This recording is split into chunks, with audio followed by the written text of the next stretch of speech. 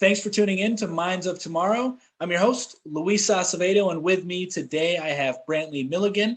He is the Director of Operations at ENS Domains. Brantly, thanks for coming on the show. Thank you for having me, sir. Of course. So why don't you tell us a little bit about yourself and how you got involved in the crypto space? Yeah, good question. So I first heard about Bitcoin in early 2013. And so it's a very common thing that like during a bull market, so there was a bull market of 2013, just like there was one in 2017, we're in a current one now, right? And often during bull markets, it kind of hits the news and then people hear about it and there's like a whole new group of cohort get into it, with each time. So I guess you could say I was kind of in the class of 2013. And followed it. But I'd say I kind of had this like conversion to full-time passion that happened right at the beginning of 2015 for me, where it just became like, this is my full-time passion. Yeah, so of course, Bitcoin was the big thing back then. I still hold Bitcoin. Bitcoin was my first love there. I remember when Ethereum launched in summer 2015, I didn't really get it. Then in 2016, there was the DAO. Are you familiar with the DAO? I am. That debacle. I actually bought my first Ether so I could get into the DAO, and that blew up. That was funny.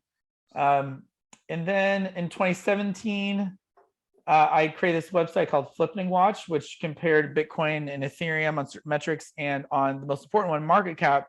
Ethereum actually got to be 85% of the way to flipping Bitcoin, which is very close. Mm-hmm. But then it didn't, and became what people said became the floppening.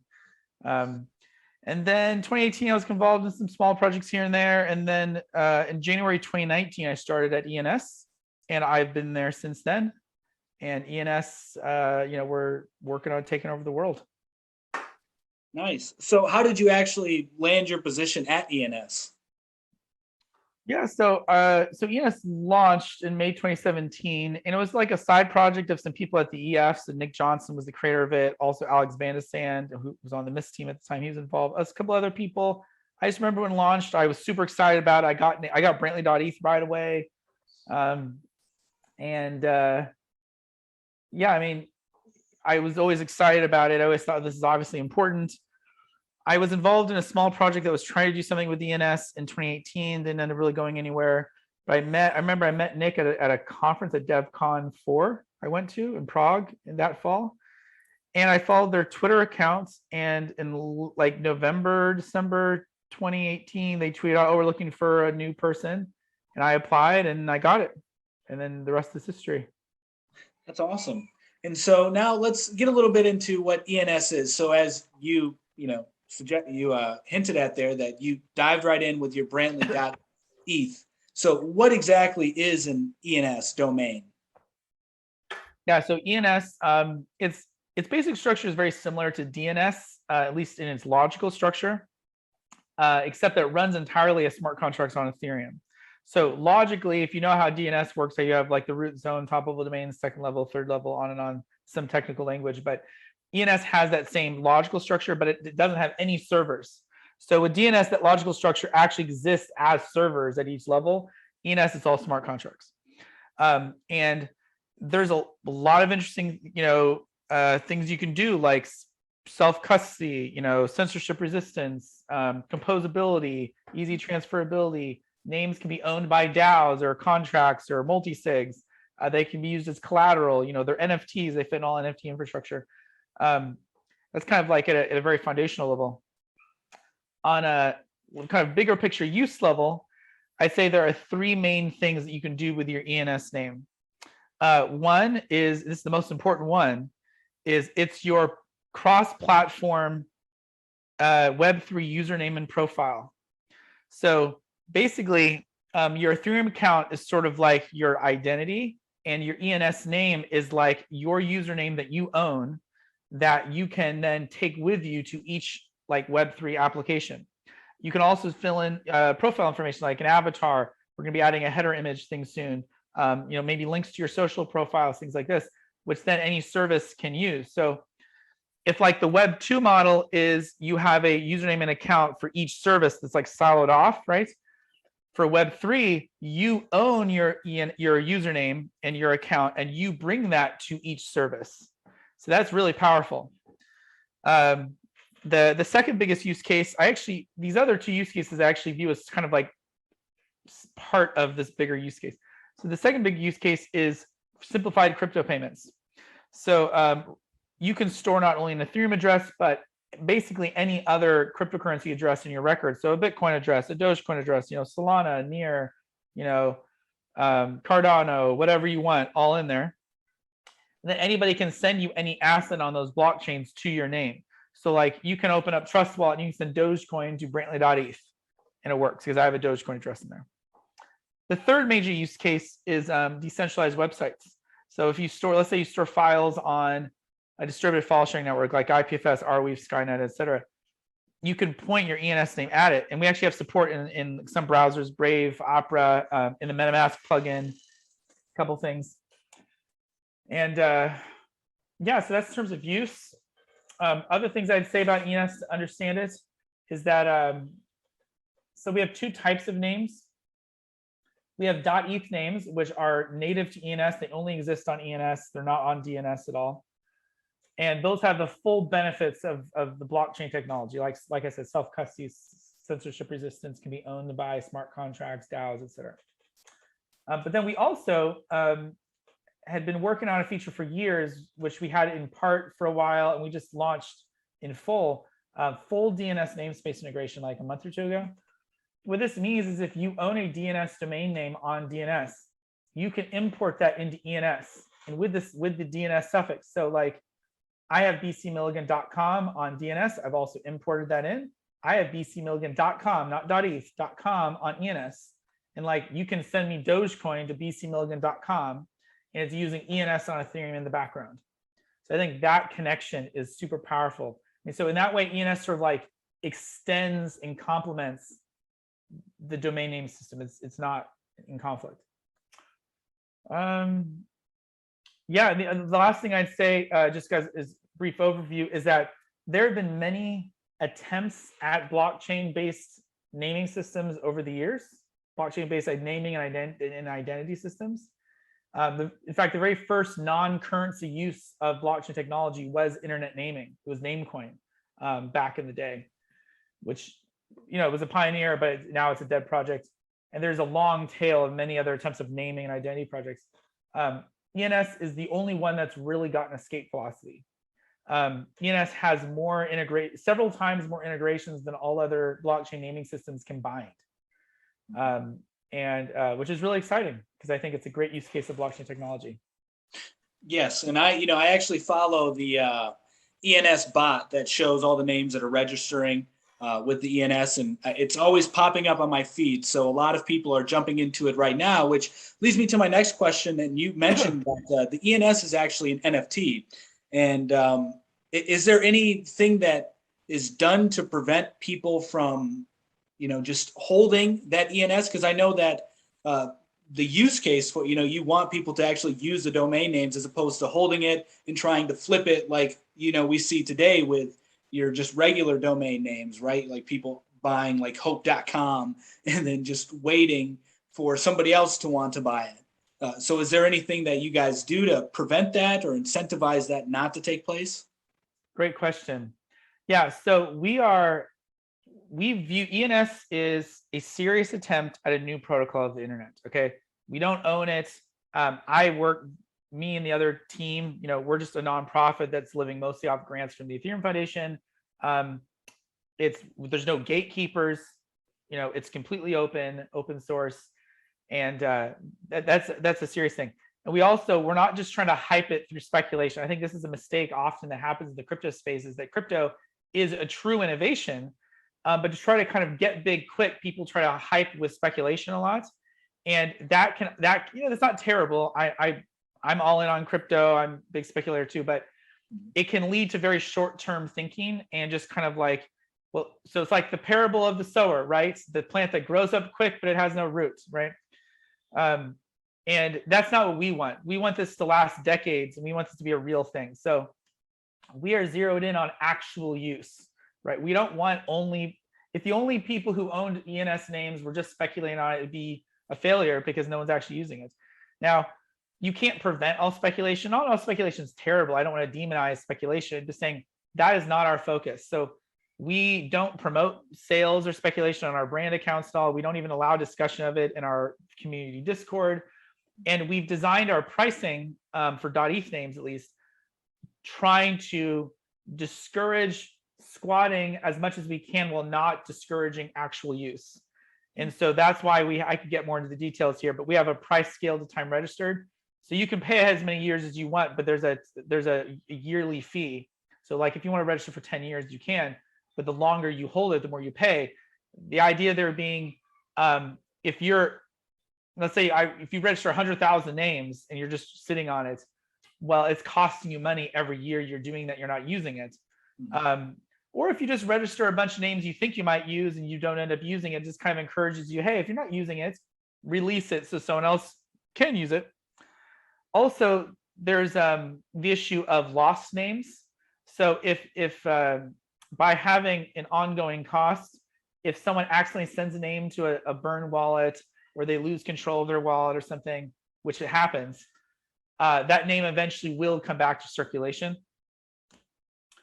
So yeah, squatting's not terrible. We're against. Oh, the last thing we do too is we've tried to create a culture around squatting. Like if you register like a brand account or a celebrity name, like the chance of them paying you millions of dollars for that at some point is, I think, near zero. And I think you're kind of like preventing adoption, and you just make ENS look bad. What we encourage people to do though is try to get it to the celebrity or whoever for free, and then like take the social credits, and you'll be the hero for the day. If you get, Rihanna.eth to her, you're the man, and you get all the social capital that comes with it, and you help everybody because then you get more adoption. Mm-hmm. Yeah, that's something that when I first learned about this, I saw the potential for it to actually help onboard a lot of non-coiners, because more so of the fact that it replaces the need to have a long, wallet address being copied and pasted, or the QR code. I know getting into crypto myself, that was pretty intimidating, even just sending $20 of Bitcoin, because that was the first crypto I ever got into. So it was like a whole new world. And I know that that's what keeps a lot of people away. So do you think that at scale, this will help onboarding with the ease of, transferring funds in the name? And then also, as you said, there's the interoperability that it can just travel, across Web3 with you. Absolutely. In fact, in a maximally in an ENS maximally successful future, everybody on the planet would have an ENS name. Every agency, government agency, company, you could even, smart contracts can be named with, ENS names, AIs, robots, devices, everything. Like ENS could be the naming thing of the universe. This is like in a maximally successful scenario. One person recently said, oh, well, is there going to be like renewal fees on, on a trillion names or something? It's like, no, because first of all, DNS names imported into ENS don't have any ENS protocol fees. But also, I imagine that the vast majority of names will be subdomains. So like, you could have, let's say tokens.eth, and then subdomains of that like name all token contract addresses or something like that. Or, Coinbase could have coinbase.com, because you can import that in, and they give all of their users subdomains of that. So there is no fee for that. The fees are really only important for kind of like the main domains, just to try to prevent anti-squatting, but subdomains, there's no fee, and you can create as many as you want. Nice. So I want to circle back around to what you were saying earlier in regards to the avatar that you could also have in addition to the .eth or whatever, the ENS domain.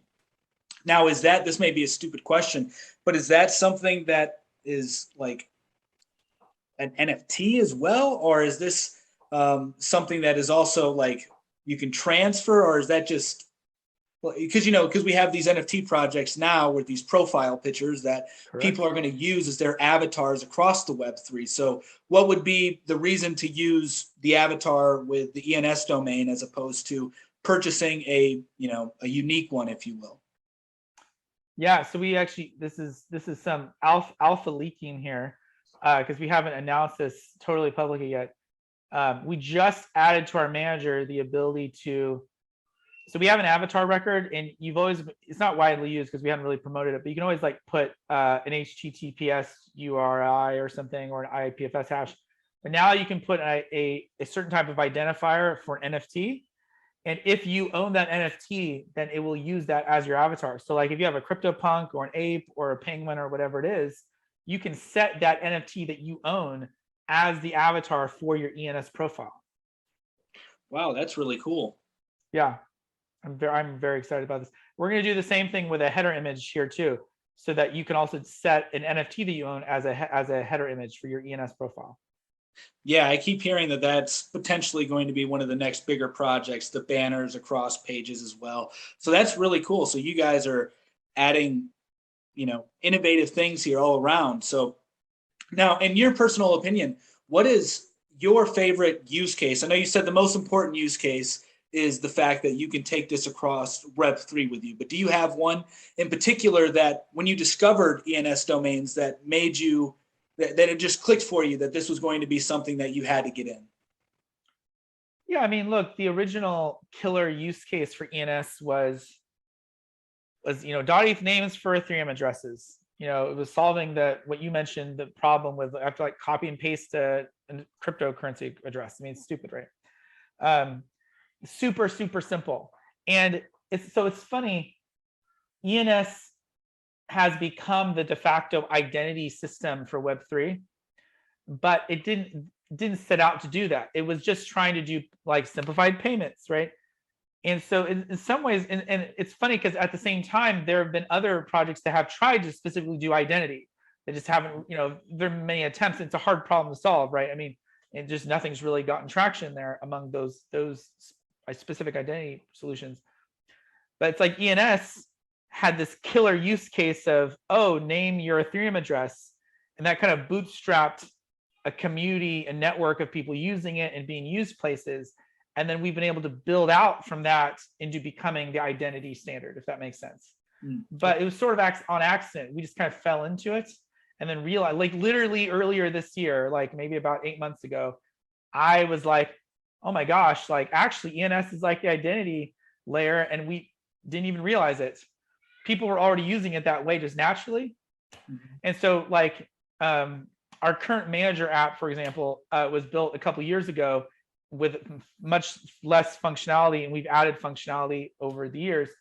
It's a bit of a Frankenstein a bit because of that. And it was built with this other previous vision for ENS. Now we're actually working on a complete ground up redesign of our manager with much better design, cleaner, more user friendly, but built around this idea that actually it's not your ENS records, it's your ENS profile. And we had I had a leak of this on my Twitter that people can see a screenshot of what we're working on. Gotcha. So if somebody was interested in getting an ENS domain name, how would they go about getting one?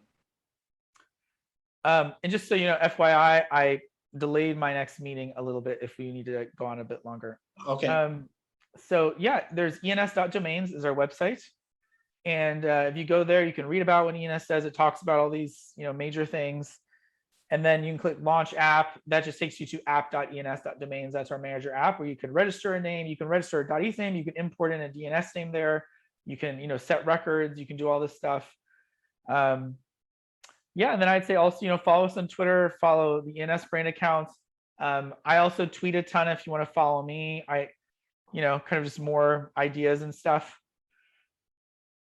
And yeah, I think this is your Web3 identity. Gotcha. And so that's why you would recommend somebody get one, is because this is going to be your identity across Web3. And now, what is Web3 exactly? Because I'm sure a lot of people don't even know that there's Web 1, Web 2, Web 3. A lot of people don't understand this progression that's taking place. Yeah, so Web 1, this would be like the web in the 90s where it's mostly, you're just like reading content on websites, right? This was like early web stuff. Web 2 usually refers to like social media stuff. So now like you're interacting with other people and publishing content easily. And Web3, that was a term coined by I believe Gavin York, who now is doing Polkadot, but he was actually an Ethereum co-founder, and he had this vision of Web3. And I'd say it's applications that make use of a blockchain in some way. And yeah, I mean, this would be things like DeFi, NFTs, ENS. All these things are a part of Web3, and I think it's definitely the future of the world. Yes, I couldn't agree more. Now, just a fun question here. I see your profile picture. If I'm not mistaken, that is a Cryptopunk. Is that correct? Correct. Yes. So were you an early, did you realize that this was going to be something huge when you discovered it, or what, were you more of a late adopter, if you will? Yeah, unfortunately I didn't. So I was around in 2017 and could have gotten them for free, but I wasn't smart enough. I got .eth names in 2017, but I didn't get a Cryptopunk. Honestly, it's funny. It didn't really click with me with NFTs till like spring of 2020, when I kind of turned a corner. For me, for years, people had talked about it. It had been some small niche thing. I would talk to people at conferences about it. It made no sense. I had all the stereotypical critiques, like, yeah, but the image, anybody can see the image, and what is, you own the image, does this make sense, and blah blah blah. And I remember I was, what it was, when COVID lockdown happened, I got an Oculus Quest, and I was hanging out in some VR places with people, and people were talking about NFTs, and I was like, all right, explain it to me, And then that inspired me. I went and got some NFT art for the first time, and I eventually got a Cryptopunk, but of course I only got one, so I can never sell it. Right. That's always get more than one, people. Same thing with a socks token. I got a socks token, but again, I made the mistake. I only got one. So that was Uniswaps, right? That was what Uniswap came out with. Yeah. The socks thing is amazing. I mean, it's one of the proudest things that I have. I'm sorry. I'm sorry. Could you go over that a little bit? What the socks are for those who don't know? Oh my gosh, socks is the greatest possible merch collectible ever in history. And you think I'm exaggerating, but I'm not. Okay, so Uniswap, of course, I would say is the most successful DApp in the world right now. It's Uniswap. It's a DEX. It's a decentralized exchange. It was created by Hayden Adams and his team. Hayden Adams, a young guy. He was not even a programmer. He was a mechanical engineer. In 2019, created Uniswap, which was a revolution for DEXs and DeFi. You have to understand, at that time, it was not clear that anybody would ever be able to create a DEX that was really useful. There were a lot of seemingly insurmountable problems for DEXs. There had been other attempts, and Uniswap was this like watershed moment where he made it work much, much better with some clever design. And it was like, whoa, suddenly a DEX is actually viable. I mean, it seems obvious now. It was not obvious just a few years ago. And so now Uniswap is huge, multi-billion-dollar protocol. He might even be a billionaire now. I mean, it's like incredible. Okay. Back in 2019, though, when they launched, just like as a fun thing, they said, hey, let's do an experiment. They created 500 ERC20 tokens. They called them socks. And they said they created 500 pairs of Uniswap branded socks, and they called them Unisocks. And they sold these tokens, and they sold them on a curve. So they, like, the first token, I think, was like cost $12. Next one was like 15, then 20, then like 40, then like 100. There's like a curve. So the fewer tokens that are left, the more expensive they get. And the idea is, if you have this token, you can hold the token, you can trade the token, you can do whatever you want with it. But if you can always redeem, like burn a whole token, and they will mail you a set of branded socks. Just seemed like some funny, silly thing. Like, who cares about socks, right? Well, this was before they were big. Now Uniswap is the greatest app ever, and it's super big. And Unisocks are now this like old school, before they were big, early collectible merch item. Do you see what I'm saying? Historically, it was also the first like redeemable token merch thing. Other people have now copied it. So from like historic standpoint, socks is like early Uniswap DeFi collectible. It's the first of its kind. Like, from a historical standpoint, you can't beat it. It's like too cool. And the fact it's just socks makes it even cooler. How much are the socks what are the socks priced at right now? Oh man, let's see. I think it's I know they're crazy. It's really yes. high, and hopefully you have multiple of those so you can. Unfortunately, I don't. It's at about $79,000. Oh wow. It's been as high as $200,000 just a few weeks ago. I know Paradigm, the VC firm, I think they hold stocks on their balance sheet. Hmm. Um, Oh, that's crazy. Now, yeah, maybe you can explain a little bit, maybe better than myself, because when I try to explain to like my family or friends, because I'm pretty much the only person I know in real life that is into crypto that gets the NFTs. So, why is it that socks can go up to $200,000 or an NFT, a profile picture? yeah. I mean, one, I think there are people who realize that we are at the beginning. I mean, this is my perspective at least. Yep. The beginning of I don't want to say cultural revolution because of what that means. A revolution in culture in our world of digitizing things that previously couldn't have been digitized, and it's leading to more, better international markets, more efficient liquid markets for these things, which is leading to an explosion in value creation, wealth creation, and to also speculation, of course, as well. And yes, I think we're sort of in a bubble about it, and there will be, just like whenever there's any new breakthrough, people realize how big it is. There's over speculation, hype. There's a crash, and then people keep building, and then on long term, it keeps going up. But I think with these NFTs and collectibles, that's what's going to happen. Yeah, so socks, because it's this super legit collectible, and same thing with like CryptoPunks. I mean, CryptoPunks was the first of its kind. It's what inspired the ERC 721 standard, which led to the NFT explosion. You can't beat it from a historical standpoint. And I mean, people say, well, it's all social signaling. Yeah, but sir, human civilization is social signaling. Right. And if you can understand that, you can understand that this is a big deal. Right. I mean, why do people buy $5,000 Rolexes when your phone tells better time than the Rolex? It's just human nature. So that's Exactly. also what I try to explain to people as well. But it's still hard for some to really comprehend, and I get it because it's all immaterial, So I'm totally sympathetic to that. But anyway, Brantley, I really thank you for coming on the show. So where can people find you if they want to stay up to date with what's going on with ENS and maybe just what you're doing? Yeah, Twitter. I'm Brantly.eth on Twitter. I think I'm at Brantly Millegan, but my display name is Brantly.eth. So follow me there. And then ENS is ENS.domains, and you can also follow us on Twitter. And yeah, it's the help us build the new internet. Awesome. Well, Brantley, thank you for coming on the show. It's been a pleasure speaking with you. Yes, Luis, thank you very much.